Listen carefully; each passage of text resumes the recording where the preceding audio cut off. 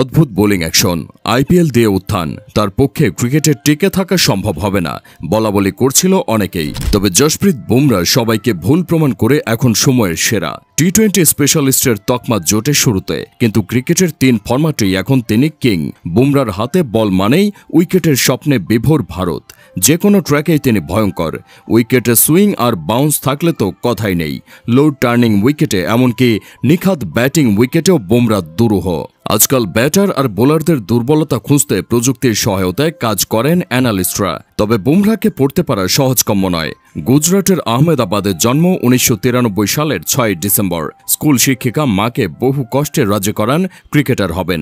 শুরু থেকে অ্যাকশনের জন্য নজর কাড়েন। তবে কেবল অ্যাকশন দিয়ে তো টেকা যায় না। কেবল 10 গজ দৌড়ে এসে মাথা খাটিয়ে যে বলটি করেন, তাতে আছে বুদ্ধির ছাপ। 1987 সালে বিশ্বকাপ জয়ী অস্ট্রেলিয়া দলের অধিনায়ক অ্যালান বার্ডারের চোখে আইপিএল থেকে তার উত্থান অবিশ্বাস্য।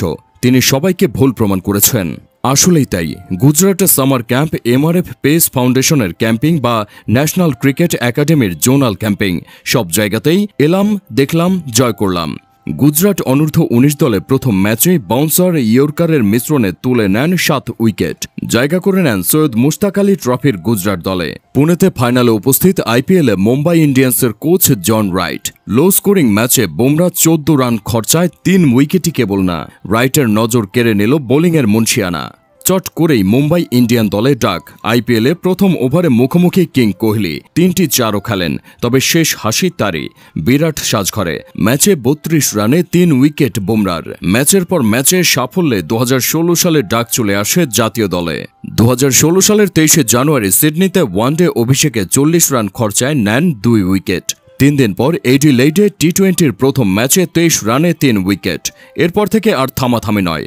নতুন বলে সুইং আর পুরান বলে ইয়র্কার, রান তুলতে ব্যাটাররা সংগ্রাম করতে থাকেন। 2018 সালের 5 জানুয়ারিতে সাউথ আফ্রিকার বিপক্ষে টেস্ট অভিষেক। প্রথম ম্যাচে 4 উইকেট, দ্বিতীয় ম্যাচে 3টা, পরের 2 ম্যাচে 7টি করে। ব্যাস, ভারতীয় পেস বোলিংয়ের নেতৃত্বটা চলে আসে আনঅর্থোডক্স এক বোলারের হাতে। টেস্ট ক্রিকেটে একসময় ভারতীয় দলের পরিচয় ছিল দেশে বাঘ, বিদেশে বেড়াল। তবে এখন দেশের চেয়ে বরং বিদেশেই তারা বেশি ভালো। সচিন, দ্রাবিড়, সৌরভ, শেহবাগদের নিয়ে গড়া স্বপ্নের ব্যাটিং লাইন আপ নেই। তারপরেও অস্ট্রেলিয়া, সাউথ আফ্রিকা, নিউজিল্যান্ড, ইংল্যান্ডের মাটিতে জয় আসছে নিয়মিত। কৃতিত্ব দিতে হবে বুমরার নেতৃত্বে বোলিং অ্যাটাককেই।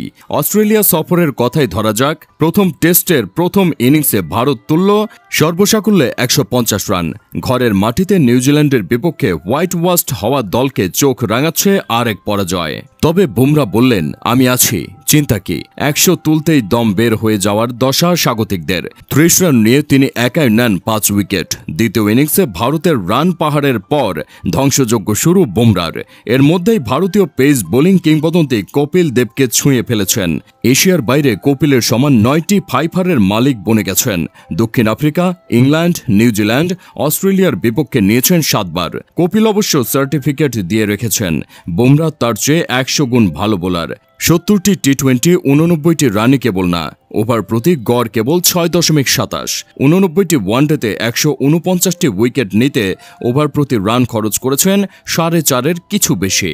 অস্ট্রেলিয়া সফরে যাওয়ার আগে 40টি টেস্টে তার উইকেট সংখ্যা 173। 5 উইকেট নিয়েছেন 10 বার, এর মধ্যে 9টি দেশের বাইরে।